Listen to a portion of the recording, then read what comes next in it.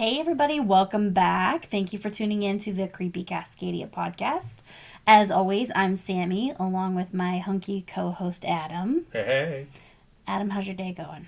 That's going okay. Yeah. I'm happy to be recording. Yeah. Yeah. I've been looking forward to it today. You know, got me through my day at work. Why are you sucking up right now? Sucking up! I'm not sucking up. You've been real feisty, and then all of a sudden you're being real sweet and nice. Yeah, I feel like we normally try to record on the weekends. So We do. It was like... Yeah. Yeah. Well, yeah, when I wrote this, I was planning on us recording last night, so I was like, it would have been better, your day would have been better if the Vikings had got a W, but they didn't. But they didn't. Yep. Yeah, we were actually talking about that at work today again. We really don't think there's much difference between second and third. Like they're not going to catch the Eagles, so they're not going to get first place. Mm-hmm. And really, like right now, they're either in a tie or they're about to be in a tie with the 49ers. Okay. So, yeah. Gotcha. So before we start, I don't know if everybody knows this, but we actually have some social media pages that we would love for everyone to take a peek at. We do some fun questions. I'm thinking we're going to do some polls on future episode topics and might even have some fun giveaways in the future. So, yeah, we want to see your funny GIFs. Yeah, we love a meme and we love a GIF. It's not GIF, it's GIF. God damn it. Gotcha. So yeah, I wanted to put it at the front of the show because I know we usually say it at the end, but if you're like me, sometimes you maybe skip once the topic's over. So make sure you're following us. Go to our Facebook page. We have an Instagram page and we have a TikTok. Just search for Creepy Cascadia Pod. Make sure to give them a follow so you can be part of the group. We love interacting with everybody, so we want to make sure we grow our audience that way as well. So yeah. We're only 2 weeks. We're less than 2 weeks away from Christmas. Right. By the time this posts, it'll be a week and a half. Yeah. So we'll have one more episode as the plan before Christmas. Yep. Yeah. It's like a little Advent podcast. Yeah. Are you done with your shopping? No. I actually was thinking about it, and I still need to get the Gigi's their gift, and then we need to get your parents send off their cards too. Oh, are they getting something too? Yes. Okay. I mean, it's fair. I'm trying to think. My mom already sent us stuff. Yeah. She did. And you know the gift giving is my love language because I want everybody to like me. But I also... There's always some ulterior motive. I want to be liked. I want people to like me, and I feel like my personality alone is not enough, so I got to give them gifts to keep them. Is it a love language if it's like transactional? Like you're doing it just to feel something? It's not my fault I was abused as a child, okay? Yeah. I had that thought about you peeking. Like I was like, I wonder if that's so like she would never react badly to a gift. Probably. Like, or it's like, just that I'm really you can like freaking nosy. Yeah. And do that too. I just can't. I have a hard time waiting for anything. Yeah. Oh. But yeah. I don't know where we're going with this. So I'm just checking to see where you are with your Christmas shopping. Yeah. Even the cats got you their gift already. Yeah. Trixie and Winnie. Yeah. I think you're gonna like it. I feel bad because I feel like I'm gonna buy stuff for you and then I'm gonna forget about the cats. I already got their stocking stuffers. Yeah, but shouldn't they want something from mom and dad? It's from both of us. I don't want to jump right into the like you do all the shopping and put both our names on everything. But I do all the shopping and put both our names on everything. Not everything. Not everything. No, but when I was under the assumption it's from both of us. Yeah. They're not gonna know. The cats. Yeah. I don't know. They'll probably be like, this real good treat is from mom and this not so great treat is from dad. No. I was thinking though, remember last year you did end up buying them some toys? Yeah. And you got them those Marvel ones and they ended up getting like it was just Jack's back then, but he got that limited edition Harley Quinn one and you're like, of course I picked that. Yep. I was like, little mystery pack of like chew toy or whatever. It could be any like number catnip of things. toys or something. Yeah. Yeah. And I was like, we still get to open it and let him play with it, or do we have to put it up on a shelf now? No, he gets to play with it. It's out there. I don't know whether they play with it all that much, but well, they have so many, it's hard to play with them all. That's why like Winnie wants to get in all the wrapping paper and tinsel. Like that's her favorite thing. In the box.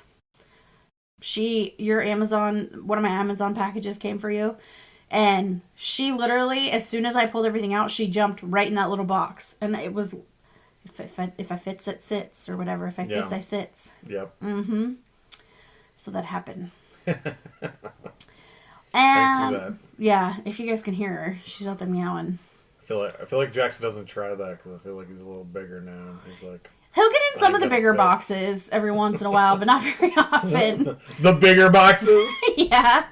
You hear that, you little fatty? You only No! Don't you dare even speak that. I don't want the poor little boy to get a complex or feel bad. Yeah. He is perfectly healthy, the vet even said. Yeah. Mm-hmm.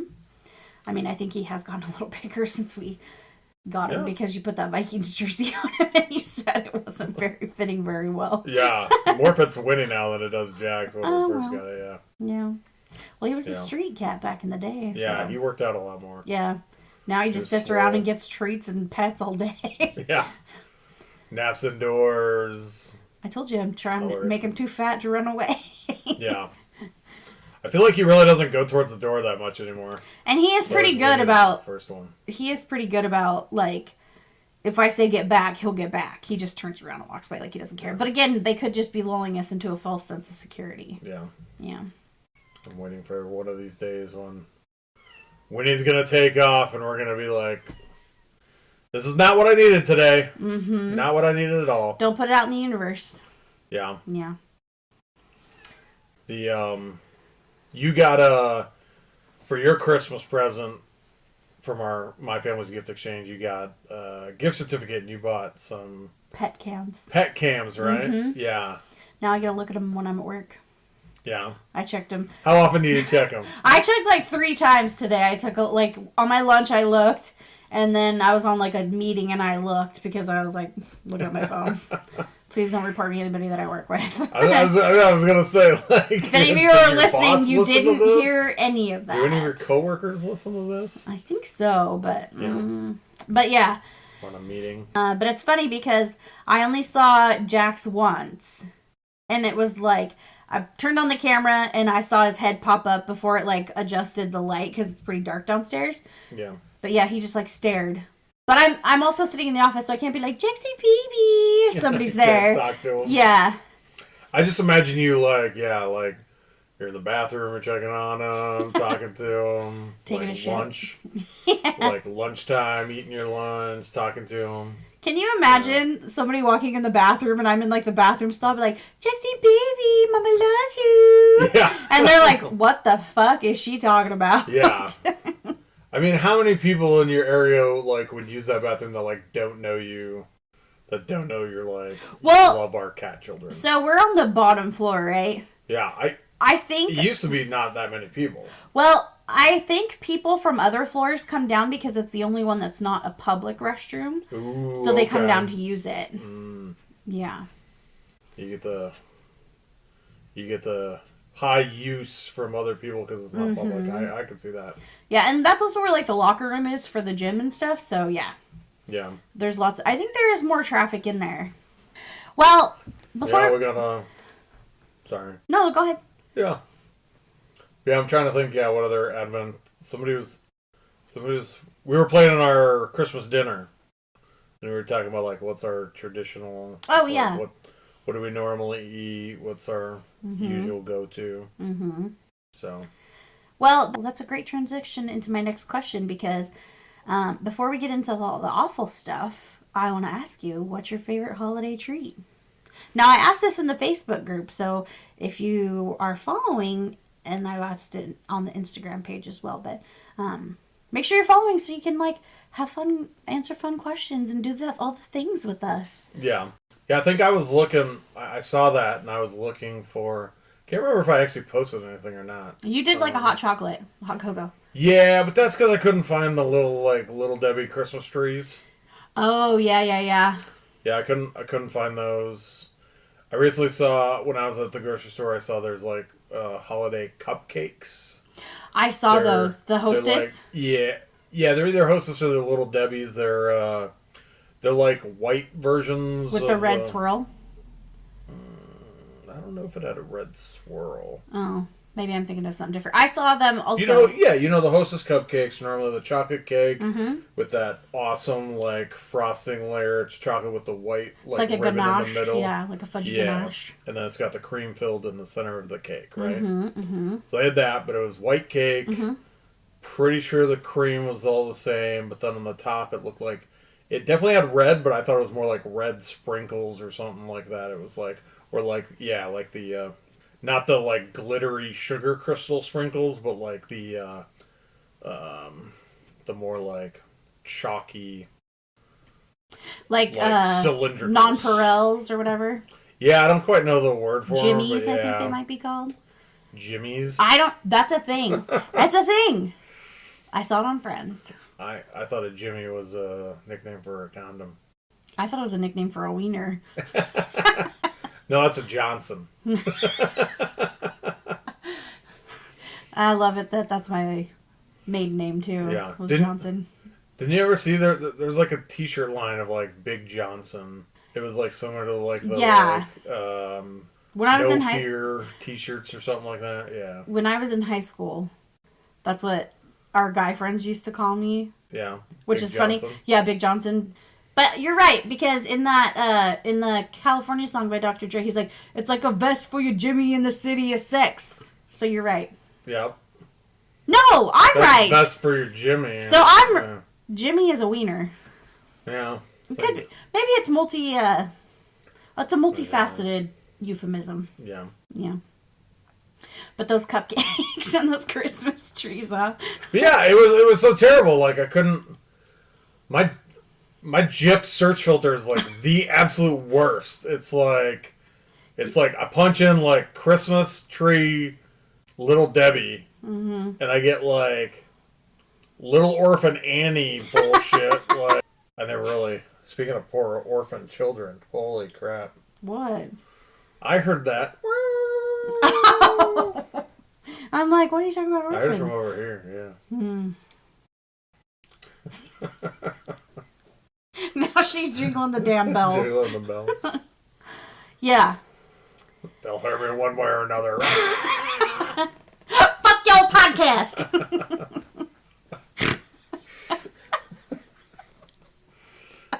That's gonna be our side podcast. It's gonna be called "Fuck Your Podcast." It's just gonna be cat noises. Not cat TV. It'll be a cat podcast. Yeah, it'll be all the times where the cats interrupt. Just a slice. It would just be the slice of our normal recordings, but every time the cat's interrupted with their meows or scratching or fighting or whatever. So we could call it a side pod cat. No, I'm not there with you. God damn it. Too corny. Anyways. But yeah. So Little Debbie Christmas trees. See, it's funny because I swear every holidays my mom would bake. That was always the thing. My mom would bake a million fucking cookies. Rolo cookies, chocolate chip cookies. Those are primo. You know that I saw dark chocolate Rolos the other day? Oh, really? Mm-hmm. Huh. Mm-hmm. I could be down for those. They probably go pretty good considering it's caramel inside. Yeah. And I know you like dark chocolate. Yeah. Yeah. But anyways, back to your mom's cookies. Why are you laughing? The way you said it made it sound dirty. That's because everything I say sounds dirty. Anyways, your mom baked. Talk about your mom's sweet cookies. But yeah. It's how do you put up the? How do you say that your favorite thing for Christmas is it was store bought. Other people it could also be their favorite thing. Mm-hmm. When you're oh, well, the best was when my mom baked. Unless their parents baked also, and And even if I said like Rolo cookie or, it's like, yeah. On top of Rolo cookie. So chocolate chip, Rolo cookie, and then the sugar cookie with the Hershey Kiss in the middle. Like, the peanut butter blossoms. Yes. Yes. One of my coworkers, we were having a bake sale at work, and one of my coworkers made those, and it was like I had not had one. I don't remember the last time I had one, and it was so. I ended up buying like 3 and eating all of them. Yeah. Because they were really good. Bake sale. Bake sale. Come get your cookies. Yeah. Well. So that was always our like holiday treat. We never really, we didn't really do too much store bought. I definitely like those. You buy a lot of the Reese's stuff.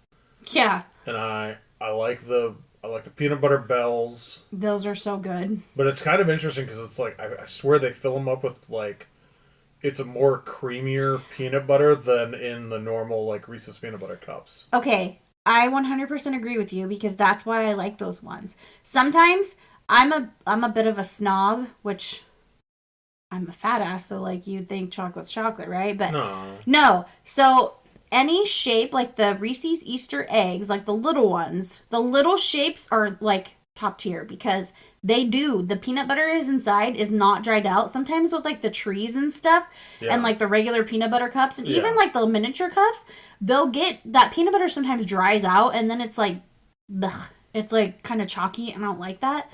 But those bell shapes, the nutcrackers, the Santas, like at Easter time, at Valentine's Day with the little shaped heart ones. Oh, yeah. I'm such a fat ass. I'm like, okay, let me tell you all the good shapes for each holiday. But not a fat ass. You just know what's good, man. I do know what's good. Yeah. That's why I married you. Yeah. Yeah, so those... I'm a catch. You are a catch. Let's not do that again. Yeah. How about we don't? Yeah, well, we don't. Was it silent? It was a squeaker. Anybody like... I was like, poof, wah. I was trying not to like just blow it out. So, yeah. Yeah. Blow it out your ass, Uncle Roman. Oh my God. Yeah. Complete side topic from holiday treats. Okay. Our ventilation was out at work today.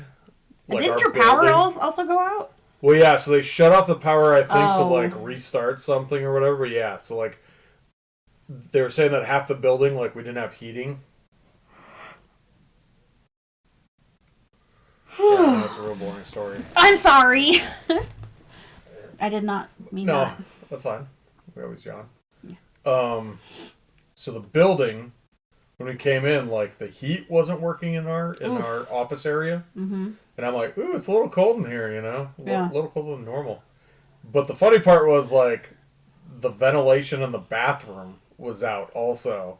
So just stinky turds were like floating about all day, like the smell of poop was lingering. Like I walked in and was like, Jesus, did nobody like flush? Did somebody not flush? And then like, nope, all 3 stalls were clean. I love that you like checked each one of them. Well, I go to the one on the end anyway for the most part. Yeah. Back to Christmas treats. All of that, yes, Christmas treats. All of that to get back to Christmas. God damn it. All that to get back to Christmas treats. Yeah. So, it's funny because my grandma is a baker. Like, that's where I love to bake, and that's where, like, my love for baking came from is because my grandma's a really good baker. And it wasn't until I was, like, I think I was dating, like, my first high school boyfriend, and I went to his grandparents, I think, with him, and they had store-bought pies. And I was like, what is that? Right. Like, in my mind, I just assumed everybody made their own pies because my grandma would make, like, I think at one point there was, like, 10 pies. So, yeah, I didn't know, like, that people actually bought, like, store-bought pies for their... Well, I feel like pies are quite a bit of work. They are. And some store-bought pies are really damn good. Well, I honestly don't know if I ever had a store-bought pie until then. Because the only time we would eat pie was at holidays. And like I said, my grandma homemade all of her pies. Yeah. Yeah. Yeah. So growing up in the Midwest, we had Perkins.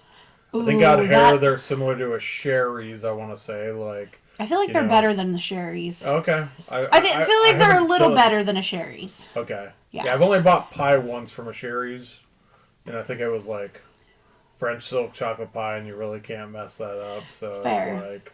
That Oreo pie we had at Thanksgiving, like, I'm still thinking about it. Yeah. Yeah. Yeah, I don't... Were those Perkins pies? It was Perkins, yeah. Okay. Yeah. Because they often have gotten those from like there's like a smaller bakery that they bought, that Annie and Kristen bought. Oh. Pies from. Yeah. They're in the Twin Cities. No, I'm pretty sure it was Perkins. Yeah. Yeah. And I'm not knocking, like, store-bought pies. I literally, like, it never occurred. See in the box. It never occurred to me that, like, people didn't make all of their pies. Yeah. Because my grandma's, like, super extra in a good way and would make, like, everybody's favorite pie. So there was, like, at times there was probably, like, 10 or 12 pies. Yeah. When we had all of our, and we still get together, but, yeah. Yeah. Yeah, and that's why it's like, like store-bought cookies around the holidays. Mm-hmm. Same for me. Yeah. Mom always made tons of cookies. You didn't need to buy any cookies. Mm-hmm. We would have plenty. Yeah. So. Yeah. So speaking of plenty, I hear today's episode is plenty of murder. It is, and it's so awful. Well, yeah. So, like Adam said, we're gonna drag you down, and this is actually a really terrible case. So trigger warning: we're gonna be discussing incest, child murder, sexual abuse, and murder.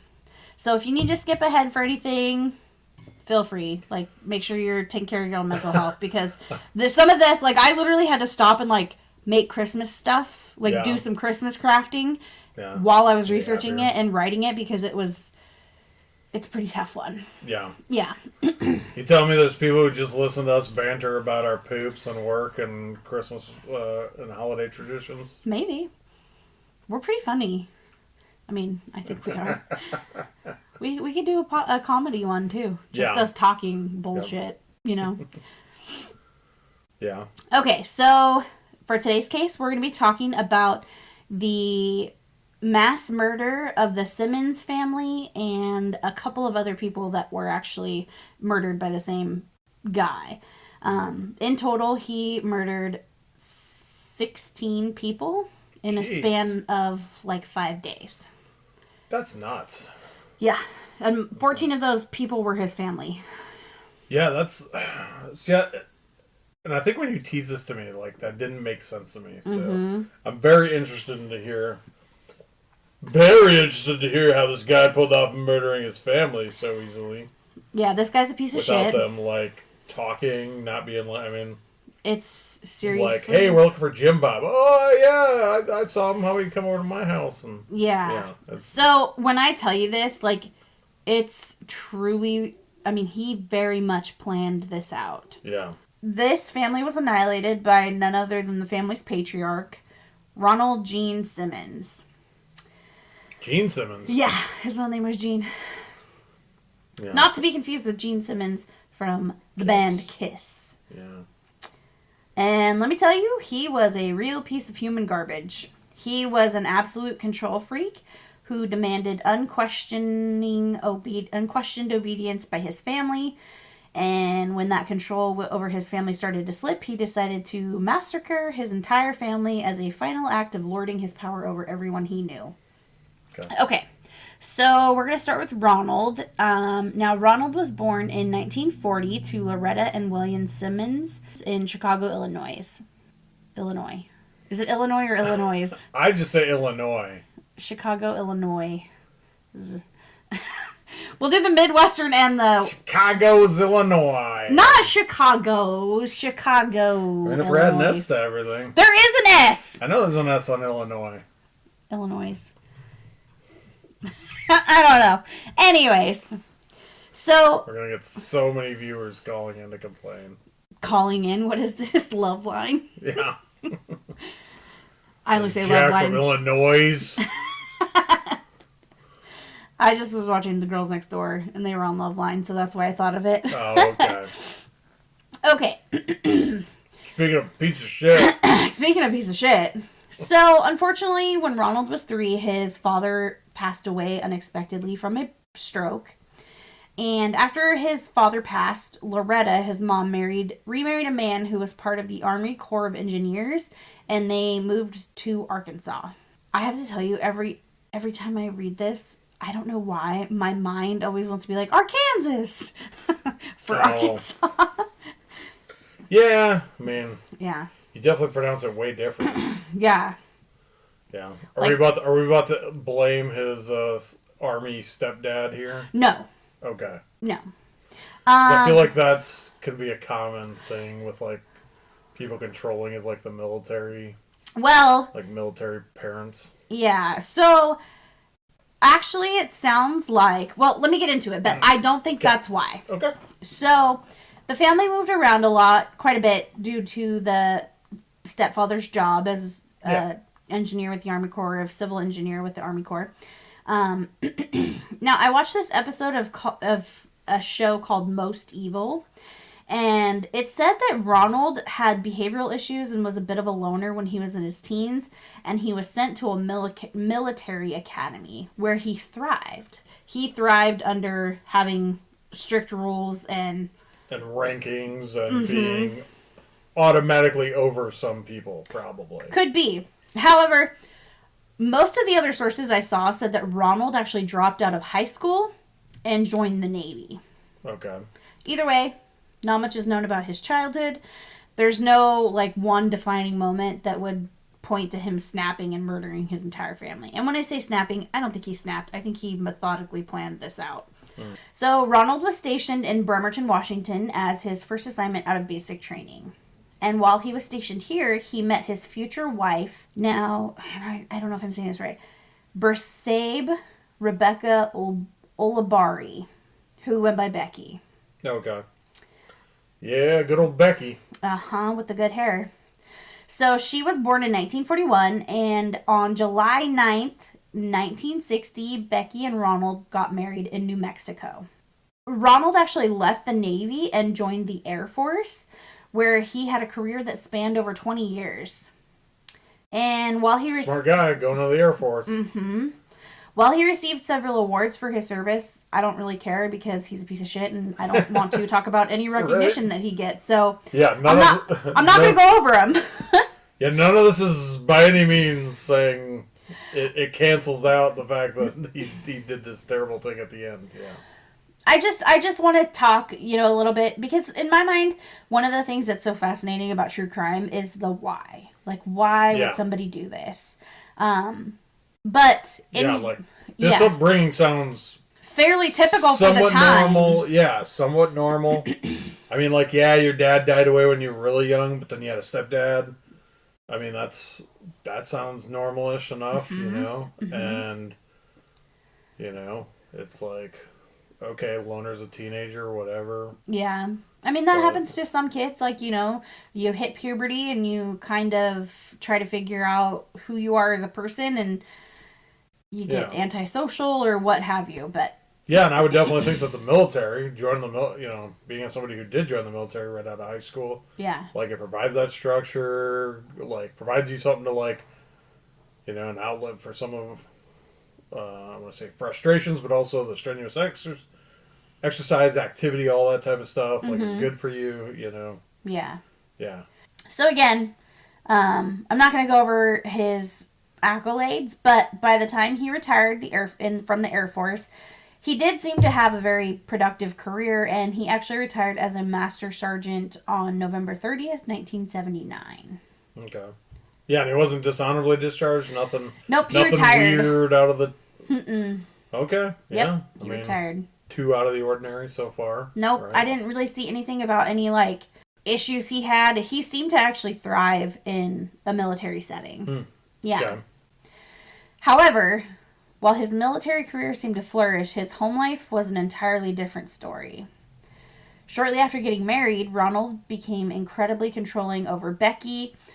The couple would actually go on to have 7 children, and Ronald also practiced an almost militant control over his entire family. The show that I watched said that Ronald told Becky what she could wear, who she could talk to, where she could go, And he did the classic isolation move where he isolated her from her family.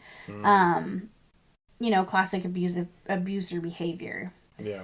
Becky's family, and I think it was her sister that was on the show, her sister had said that they would never know how to get in touch with them because the family would move and they wouldn't know where they went. Like they wouldn't have an address. No. Wouldn't write a letter, wouldn't call. Nope. Be like, hey, here's our new number. Yeah. And it was like they would only get mail through like Ronald. So I don't know if they had like a P.O. box that they used so they didn't have to give their physical address. But seriously, this is, from the beginning, this is very classic behavior of a controlling abuser because you want to isolate them from their family. You want them to have nowhere else to go but you. Yeah.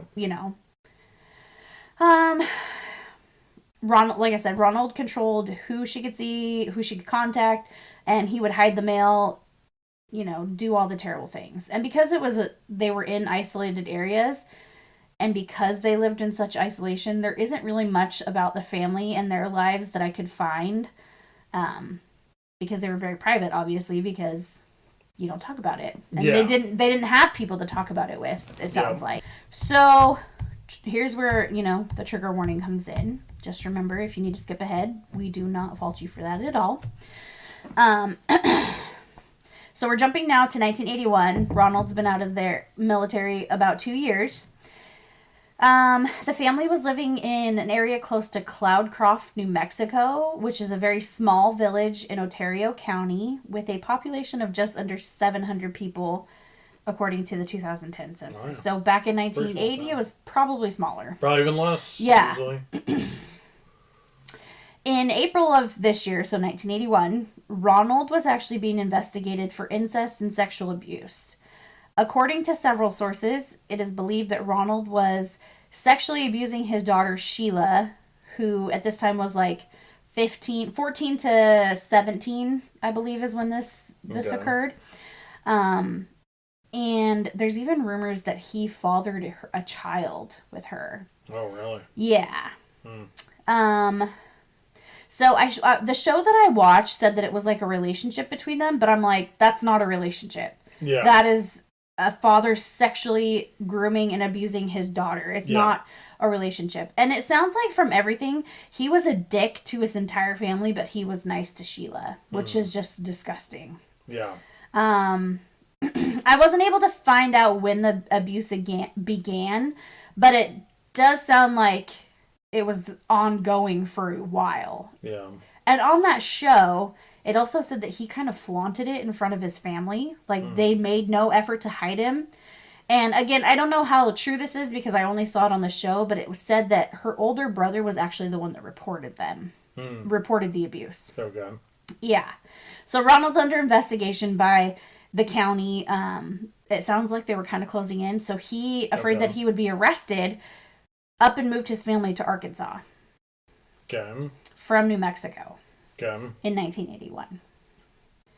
So they moved around a bit in Arkansas, and the family actually settled near Dover, Arkansas, which is another small town located in Pope County. Sounds like it's a pretty rural area. So again, having them out in the woods, hiding out in the woods. Yep. On the homestead. Being as rural as possible, not too many neighbors, I'm sure. Mm-hmm. Side note, so part of that is also it's Arkansas. Well, no, I mean, in small towns, you always hear that, like, everybody knows your business because it's a small town. Like, what else are they going to talk about? Yeah, exactly. It's like a double-edged sword. Like, sure, the world at large might not be able to find you, but everybody in that town might be talking. This actually reminds me of my dad's sister who was in an abusive relationship. Like, from what I remember being told, which I don't know how much I believe from the stuff I was told when I was a kid, because parents lie.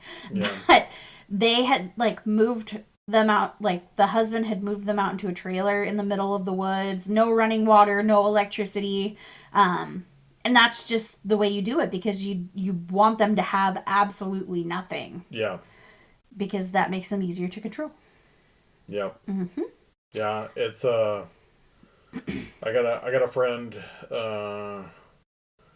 his wife was previously married to a military guy, and it was similar. It was like, they told me that, like, yeah, it was like the husband, like, only gave her so much food, like, didn't give her any money, always wanted her, like, locked at, like, their apartment or their house or whatever. Yeah, it was, like, super, super terrible. Mm-hmm. I'm glad she was able to get away and marry my buddy, so. You have to tell me who that is. Yeah, I'll tell you outside. Yeah.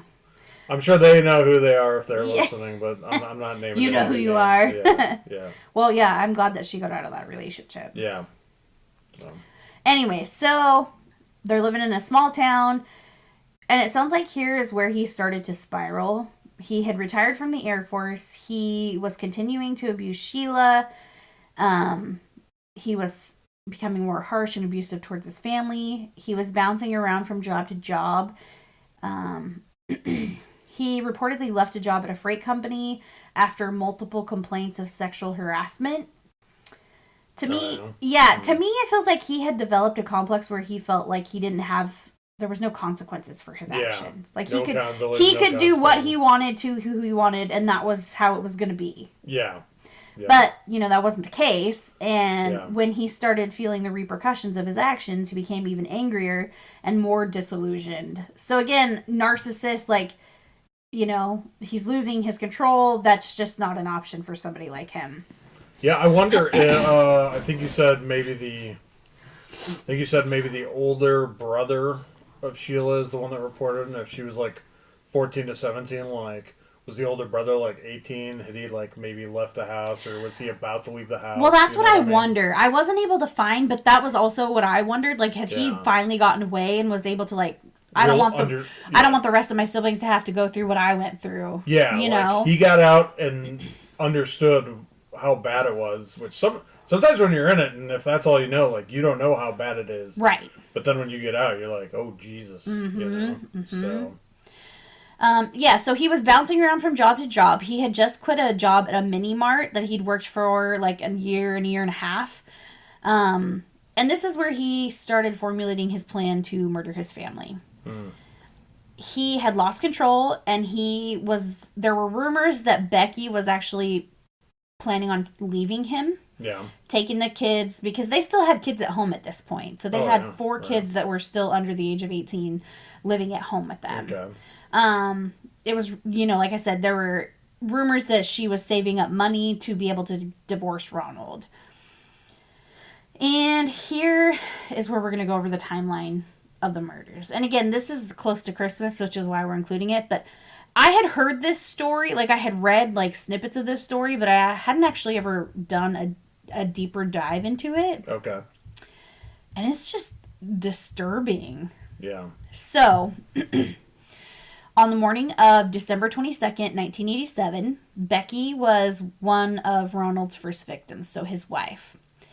He used a hammer to beat Becky and then shot her with a pistol.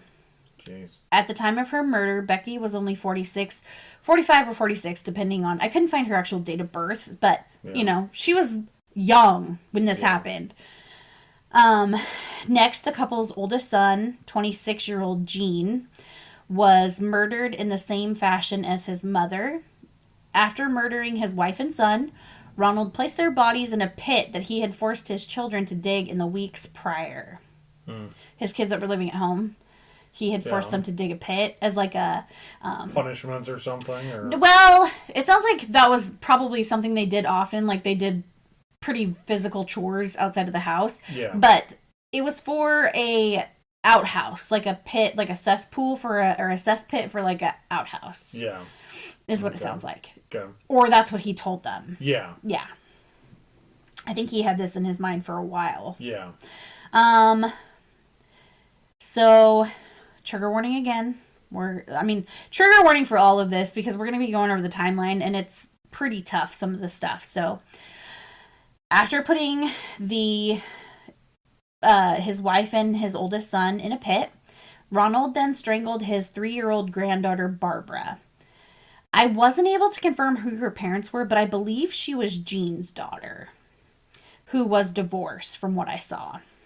So the one he had just killed, like, was she with him maybe or something? So he was already, like, moved out, it sounds like. He was visiting, or he 26-year-old, I would assume. Yeah, some different articles I saw said that he had left Barbara there with him while he got on his feet with a job somewhere else and he was going back to get him, or he was visiting. Who knows? There's a lot of differing information that you can find out there, but they were both at the house at this time. Okay. Oops, sorry. So after this, Ronald waited in the house where he had just murdered his wife, son, and granddaughter, and waited for his other 4 children to come home from school. And once the bus dropped them off, he strangled his 17-year-old daughter, Loretta, his 14-year-old son, Eddie, his 11-year-old daughter, Mary Ann, and his 8-year-old daughter, Becky, who was named after her mom. Some sources said that the kids may have also been drowned as in a rain barrel outside. Strangled, drowned, maybe drowned a little bit and then strangled to finish him off. I don't know.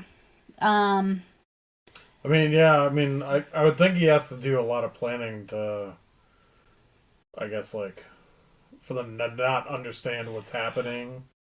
Well, or he just is so controlling that, it's almost cult-like of that could be. I'm gonna kill this one while you all wait for me to kill you. You know, So I saw in a few articles that Ronald had told his kids that he had a present for them all, but he wanted to show them one at a time, and so he took he took the kids out one by one and murdered them. Okay. But you could also have a very good point, as a child of somebody that I was very afraid of growing up, I can tell you for a fact, if the person that is abusing you tells you not to do something or tells you, you do it blindly, even if you you have that feeling in the pit of your stomach. And I'm sure these kids probably knew something was going on. Well, but they were so intimidated and knew, so indoctrinated in this, you blindly do what I tell you without questioning ever, that they literally had to just sit there and wait for their turn, Well, I guess the part that I was more alluding to the fact that, it sounded like the murders of the wife and the oldest son were pretty violent. The hammer and then a pistol, to where he either had to have planned to, clean it up or make it so it was easy clean up, because, 4 kids come into a house... See blood everywhere. Yeah. And think something's really wrong. You know what I mean? It's... Yeah. And maybe especially with the ages you said, I'm gonna say that when you're 17, 14, maybe not the 8 and the 11-year-old, but at least the 2 oldest, I would think would be a little more. And he may have I didn't see where he may have killed them outside, the other ones outside. Yeah. But yeah, so he in cold blood murdered his 5 kids, and the wife and the granddaughter, one of his granddaughters. Yeah. And again, so with him saying he had a present for each of them, from what I read, this would have been out of the norm for Ronald because he wasn't a very loving father, or even an affectionate one unless it was in a disgusting way. Yeah. So the children, for him to buy gifts, let alone be excited about them, because some of the articles said that he was excited to show the kids their presents. Yeah. But that could just be people taking dramatic... It was around Christmas time too, right? Yeah. So people could just put their own dramatic flair on something.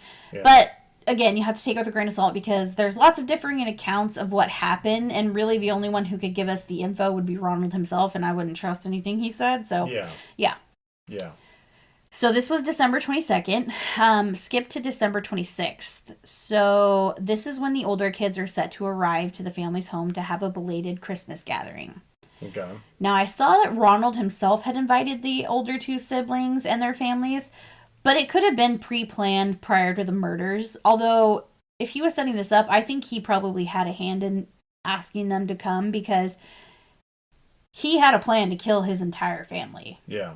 On this day, William, who they called Billy, his wife Renata, who was 21, Billy was 22, and their 1-year-old son, William, who went by Trey, arrived at the Simmons house. Billy and Renata were shot, and Trey was drowned and or strangled.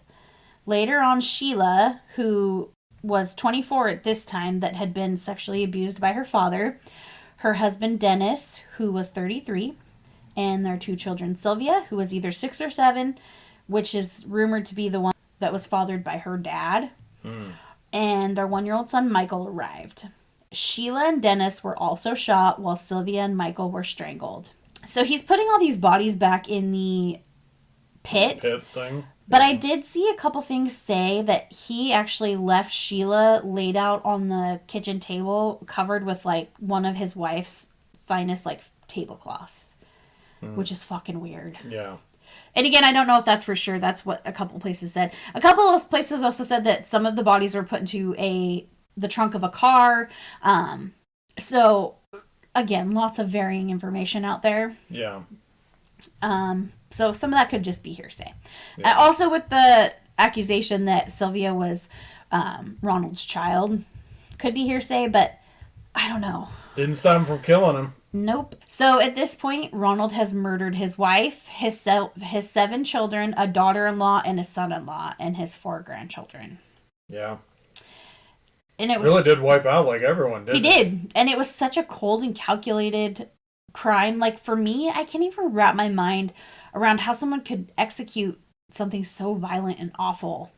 And he spaced it out. So he had a chance to stop, realize what he did, and... Yeah. No, he waited for the other family members to arrive so he could off the entire family. Yeah. And the kids, like, they were so innocent. They had why? Yeah. But like, nope. He wasn't getting the control he thought he deserved, so he just killed everybody. Gee. How'd he get caught? Well, yeah, I'm gonna get there. So this isn't the end, though. He still murders 2 other people. Oh, really? Okay. Yeah. Okay. So unfortunately, his rampage wouldn't end here. The next day, December 28th, he drove to a law firm where he shot and killed 24-year-old Kathleen Kendrick.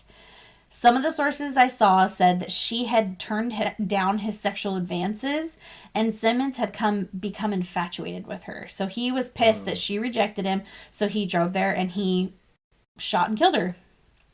And this is different from the sexual harassment, like getting fired? I believe so, because he worked at like a freight company and this was a law firm. I don't know what he was dealing with the law firm or how they knew each other. It could have been maybe they both worked at the company at the same time and then they had moved on and he felt slighted by her, so maybe he was going and asking all kinds of weird...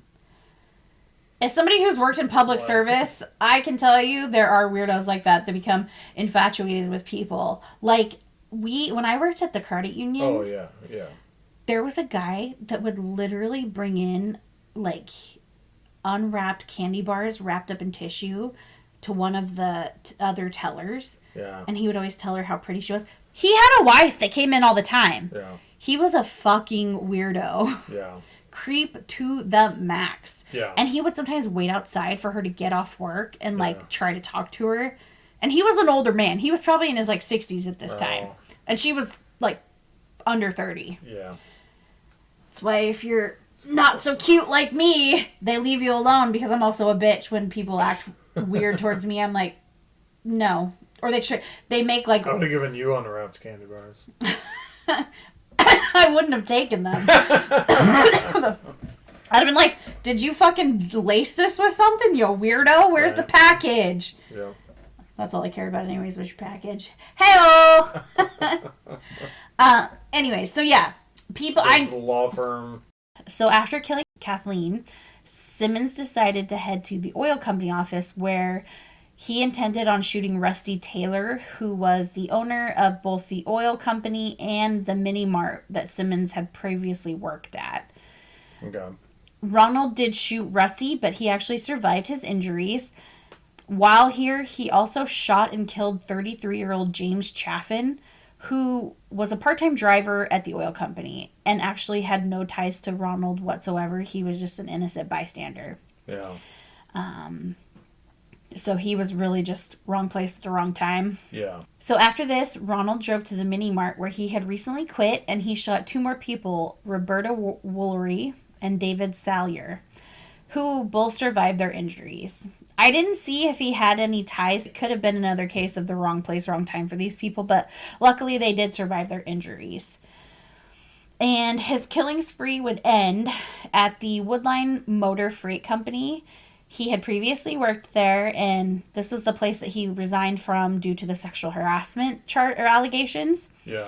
He targeted his former supervisor, Joyce Butts. She sustained injuries to the chest and head, but she actually survived as well.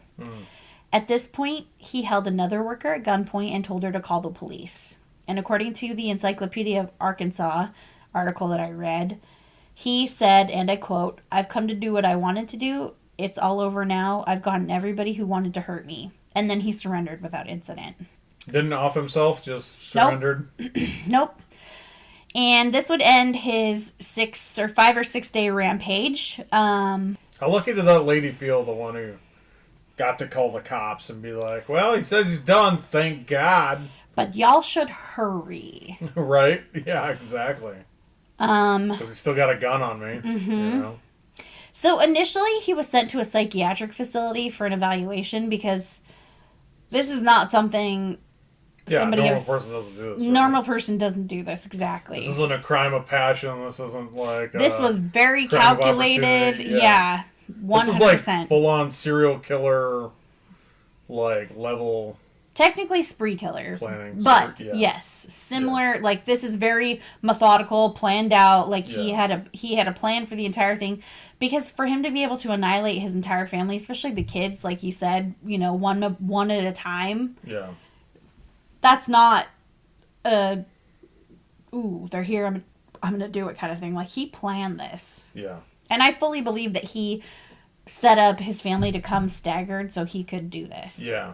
So like I said, he was initially sent to a psychiatric facility for testing and evaluation. They wanted to make sure that he was competent to stand trial, which they concluded he was.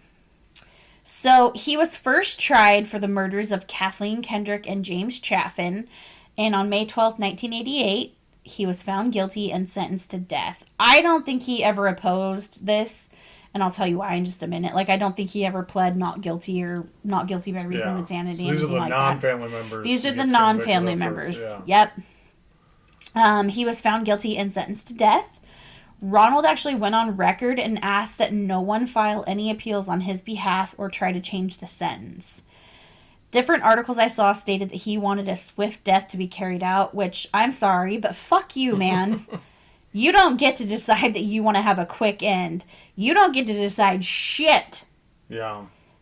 And it pisses me off so much when people commit such heinous crimes, then ask to be put to death quickly. Like, no, I want you to sit in that jail cell and remember all of the terrible things that you did and hopefully get, like, totally the shit beat out of you in prison by every inmate every hour of every day while you're in prison.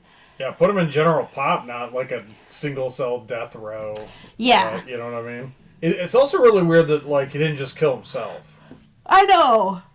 Maybe he had this, like, warped sense of, suicide's wrong or something? Suicide is like, I'll go to hell if I commit suicide. Yeah. Maybe he had just... I don't know. This is just me spitballing and playing a psychiatrist. Like, maybe he just didn't have the balls to kill himself or didn't feel like he could kill himself, Yeah. I mean, murdering your entire family is one thing, but committing suicide or completing suicide is another. But yeah, that's what. Yeah, I think that's the part that is like tripping me up. Is like perfectly willing to die by the hand of the state. Mm-hmm. Didn't want to take it into his own hands. Yeah, it's a very odd. Yeah. I agree. It's very odd. Yeah. But yeah, you deserve. I wonder if he researched like Arkansas death law. Like death penalty, like. Well, I'm going to get into it a little bit, but he actually had some issues in prison because of that. Okay. So, like I said, you motherfucker, you deserve nothing less than being miserable in a jail cell where you have no control over anything, which I hope he was ordered around every single second of every single day and did not have a single right. Although he did thrive in the military, which is similar. Yeah, but it's not to the degree of prison. Yeah, that's fair. So, later in 1988, he was tried for the murders of his 14 family members, where he was also found guilty and sentenced to death. During the sentencing portion of the trial, Ronald attacked John Bynum, who was the prosecutor in the case. It was actually thought that he was trying to get Bynum's weapon, although I don't know why. Like, was he thinking he was gonna take somebody else out, or was it like murder, was he gonna try to like suicide by cop? Yeah, it could be something like that. Like he knows he's gonna die. That's actually probably a very keen observation, suicide by cop, because he wouldn't have to go through the waiting on death row, all of that stuff. Very good observation, babe. Or maybe he didn't like the prosecutor. Maybe the prosecutor maybe he was trying to look at this piece of shit, and maybe he did want to. Or maybe he argued for life in prison or something. Yeah, I don't think so, because it was Arkansas, but yeah. I know as a pro-life person, I should be like, I don't mean that as like abortion, but like generally like I'm talking about like life has merit type stance, right? Yeah. It's the there's a lot of groups that are against death penalty, like 100%. Like death penalty should not be a thing. And I mean, like, I've actually never really jumped on that stance. Like, I am in the weird, like, if you do something so heinous, like something like this, I used to be very penalty, I'm kind of okay with. I used to be very an eye for an eye, Yeah. If you kill somebody, you should be put on death. You should put to death, right? That was also part of, like, I grew up in a very conservative small town, like that. Yeah. That was everybody's opinion, so right. You kind of just, but as you grow up and you get older and you kind of start to form your own opinions, and after getting into, I mean, I've always been into true crime. After getting more into true crime and actually, like, looking at things, I really, unless you have, I think that the death penalty should be very, very, very, there should be no question in anybody's mind. You should have undisputable, irrefutable evidence that 100% confirms that this person did this crime, because there are a lot of, not a lot, there's a percentage of people that are in prison and on death row for crimes that they didn't commit, and that number is higher than I think it should be. Yeah. Wrong place at the wrong times, racial profiling, dirty cops, people, they don't really care about solving a case correctly. They just want to solve the case. Yeah. And that's not all cops. And I'm not saying that. I'm just saying that there is a big too big of a percentage in my mind of people that are on death row have been killed and then later exonerated because there was proof that was either hidden because they just wanted to get the case closed. They thought this person did it. They built their case over this person did it. They presented evidence that this person did it. And I don't think that death penalty should be... I have changed my stance as an adult on death penalty. Yeah. Certain cases I think that probably... But this case warrants. I'm sorry, but this I'm case sorry, but I think warrants. he should have stayed in prison for the rest of his life as punishment because he wanted to die. And I'm sorry, you don't get to choose. well, that's fair too, Yeah. Like, for somebody who's so controlling. Unless it was like this weird mind fucked where he's like, yeah. I'm gonna tell him I want to die. I'm gonna tell him I want to die, so they'll punish me and keep me in prison. And it's like, maybe he was that criminal mastermind. I don't think he was, but yeah. So yeah. Unfortunately, the state really can't do cruel and unusual. You know what I mean? It's like I think a Green Mile and the poor guy who fries without like the water and it goes a terrible way. It's like you can't purposefully do that. So that's so funny that you say that because my next sentence is, Ronald repeatedly refused to appeal the sentence, stating, and I quote, "To those who oppose the death penalty, in my particular case, anything short of death would be cruel and unusual punishment."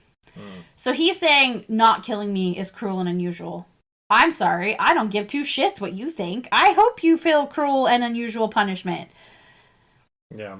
But according to the Clark County prosecutor, that's where I got that quote, was from the Clark County prosecutor website. I mean, he killed multiple people to just his family too. It's like he did. The son-in-law, the daughter-in-law, they have family. You know what I mean?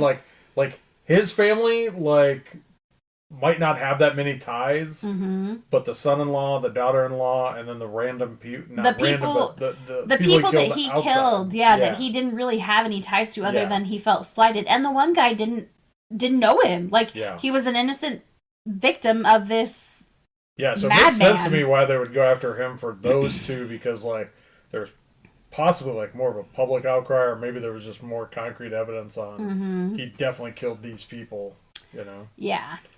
So a hearing was held by the trial court since there were some concerns regarding Simmons' competency. He was again found to be of sound mind and fit to deny the appeals. I'm happy to report that he did have some trouble with his life being threatened while on death row from other inmates. They thought that his lack of trying actually jeopardized their own cases and trying to get appeals. It's fair. Yeah.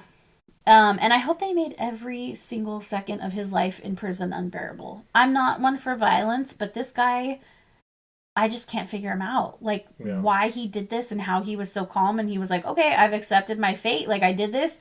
I'm going to get put to death. Let's get it over with, you know? Yeah.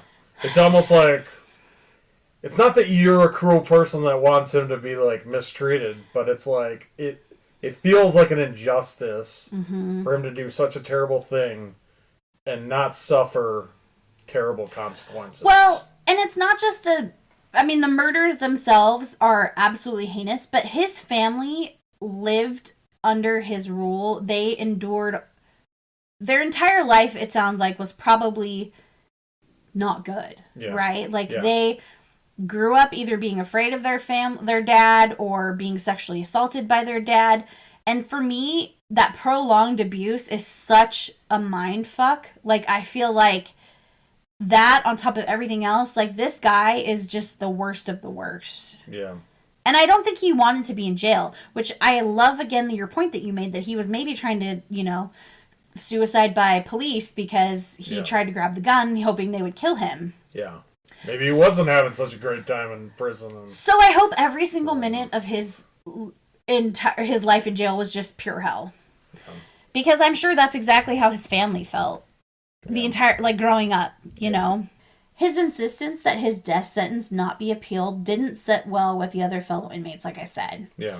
They thought, like I said, that his lack of trying was actually hurting their own efforts. And according to Wikipedia, Simmons was also part of a case that reached the U.S. Supreme Court where a fellow prisoner on death row tried to force Simmons to appeal his death sentence. The case was lost and he did not have to make an appeal.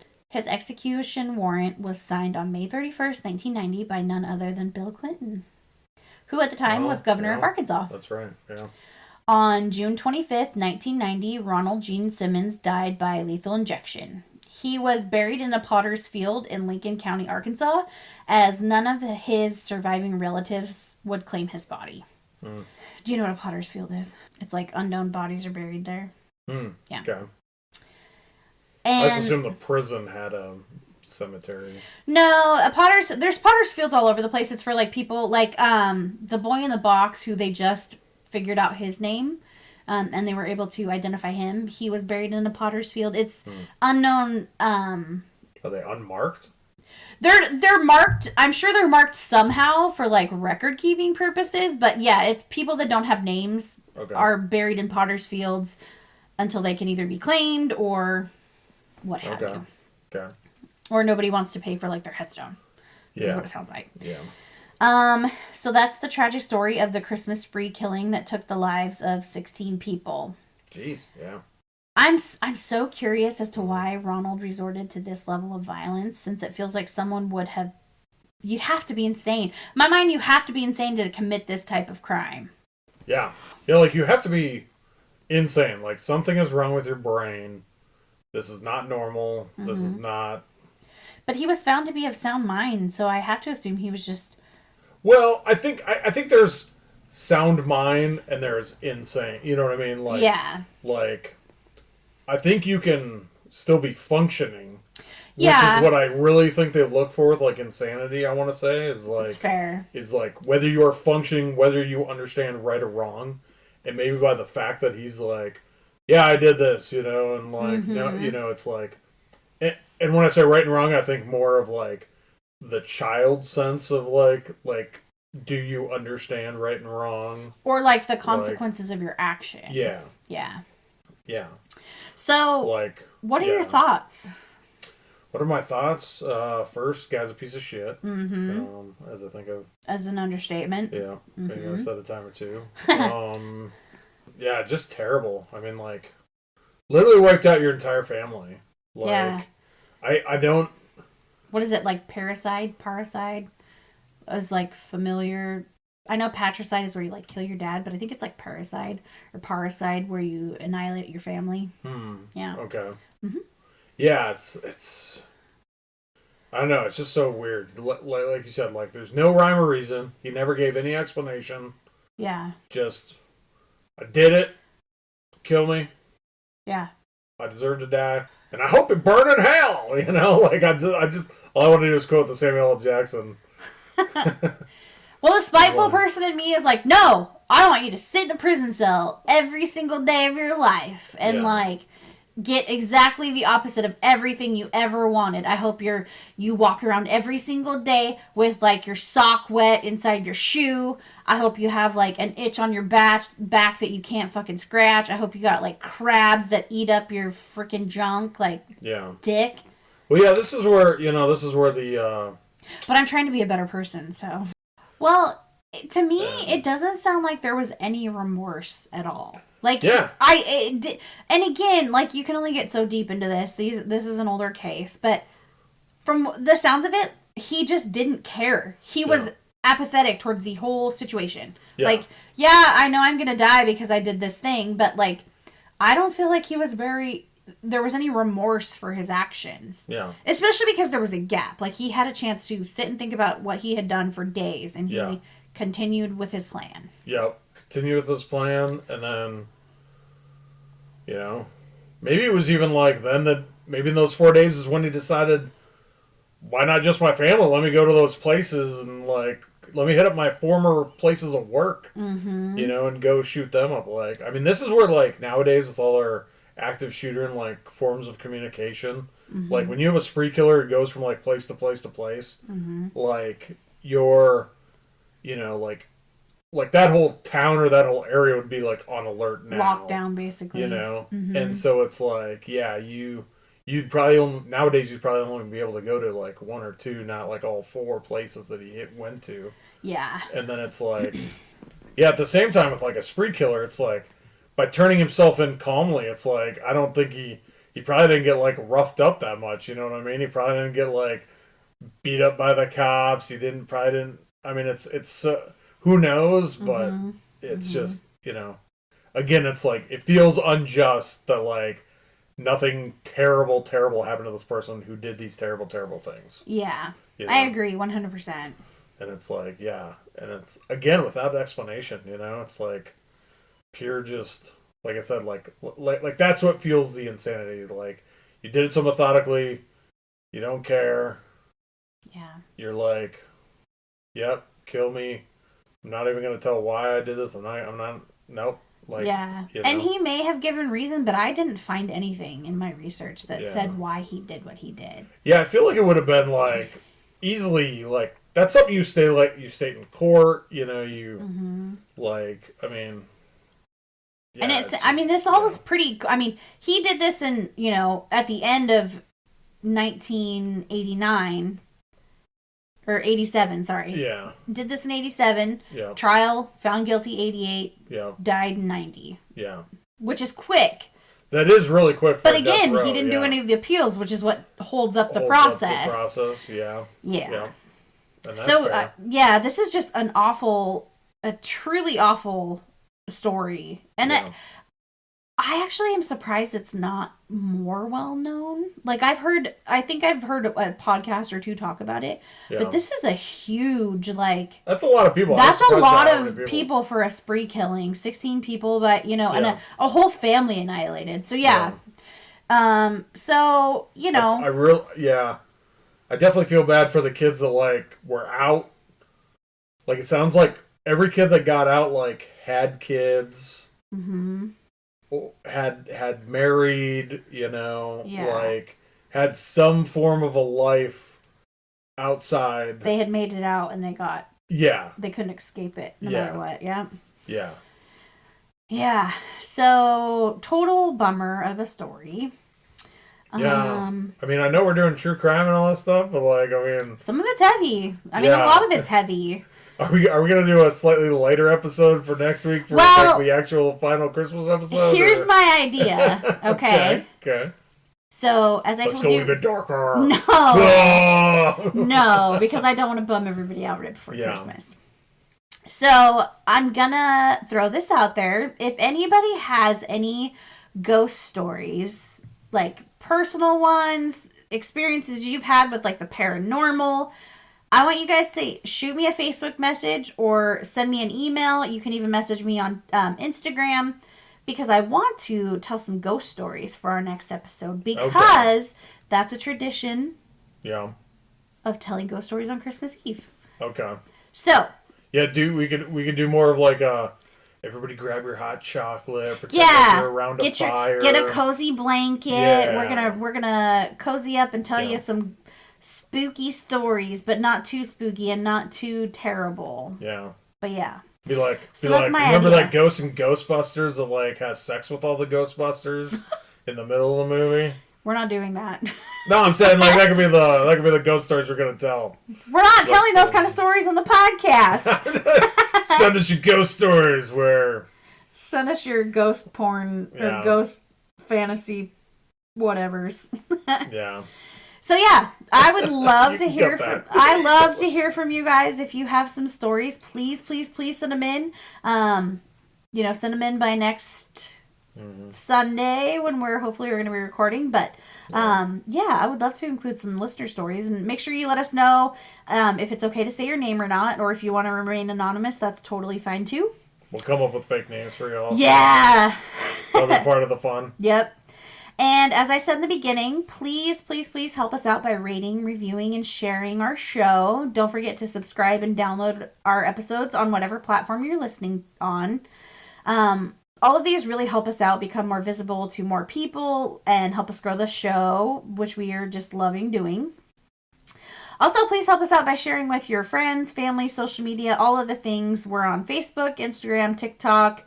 I haven't really put anything on Twitter because, Elon Musk. But also Twitter's not necessary. Yeah. Also, check out our website, which is creepycascadiapod.com.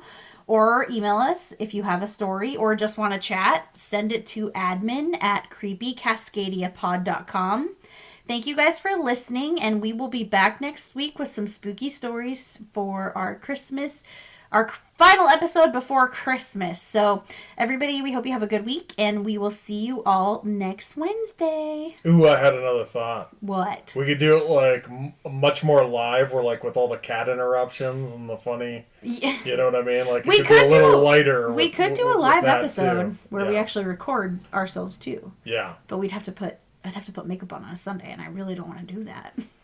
Like, video us as well. Oh, video. No, I'm just talking about, like, we could leave it in the outtakes as, like, some of the chaos that our lives are when we try to record. Yeah, we'll let the cats in if they meow. Oh, well, so let us know what you guys think about that. So, send us some stories. You can message us on Facebook, Instagram, send us an email. I want to hear all your spooky stories, because I know people out there listening believe like I do, and not everybody's a skeptic like Adam. Like me. But I was gonna say, if we don't hear any, I think I've got some comic books that I've bought you over the last couple of years. Yeah, we like do. Some spooky stories. But that gets into copyright stuff, and we don't want that. Yeah, I'll just change the names of the ghost stories. I don't think that's how that works, sir. Yeah, well, we could either credit or we could not. It's fine.